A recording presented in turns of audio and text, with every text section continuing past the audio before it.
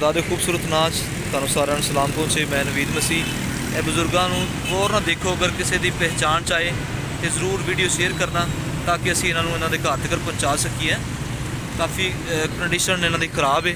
ਮਜ਼ੰਗ ਚੌਕ ਦੇ ਵਿੱਚ ਇਹ ਹੈਗੇ ਨੇ, ਇਸ ਟਾਈਮ ਟ੍ਰੈਫਿਕ ਜਾ ਰਹੀ ਹੈ, ਕਿਸੇ ਕੋਲ ਇੰਨਾ ਟਾਈਮ ਨਹੀਂ ਹੈਗਾ ਕਿ ਕਿਸੇ ਵਾਸਤੇ ਰੁਕਿਆ ਜਾਏ।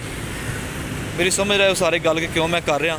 ਅਗਰ ਅਸੀਂ ਇਹਨਾਂ ਨੂੰ ਪਾਣੀ ਦਾ ਗਲਾਸ ਵੀ ਪਿਆ ਦਾਂਗੇ ਤੇ ਇਹ ਆਪਣੇ ਪੈਰਾਂ 'ਤੇ ਖੜੇ ਹੋ ਸਕਦੇ।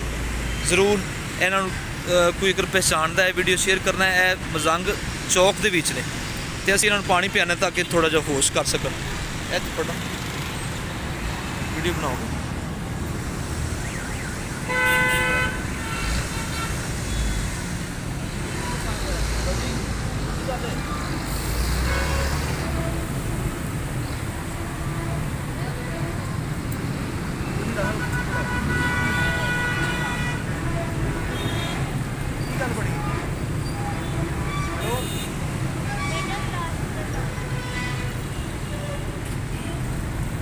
राहुल थोड़ा पीछे तो बैठो।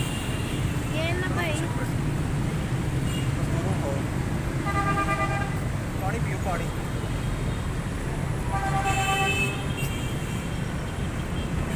जी अपना नाम सानू दस सकते हो, कितों आए हो, नाम दस सकते हो सानू? थोड़ा पीछे कर दो, पीछे राहुल सारा लगता है।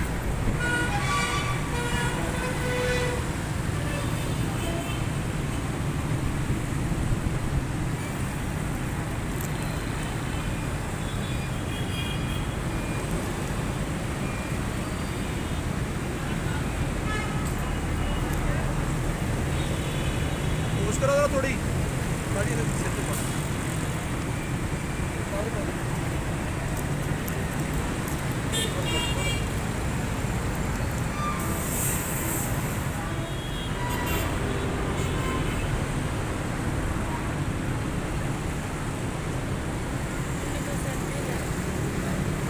थोड़ा नज़दीक लेना था मेरे पूरे चेहरे पर।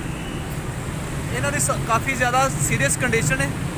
अगर कोई ये वीडियो देख रहा है तो जल्दी शेयर करना ताकि इन्हों का कोई वारस मिल सके। असी इहो जिहा सीरीयस पेशेंट नूं अगर हॉस्पिटल में लैके जाने तो वो जल्दी लैंदे नहीं। इसलिए मेहरबानी करो, अगर किसी का है वे तो साढ़े कोल इत्थे मज़ंग च कोई भी साडा कंटैक्ट कर सकता है। असी इन्हों के घर इन्हों पहुँचाना चाहवां।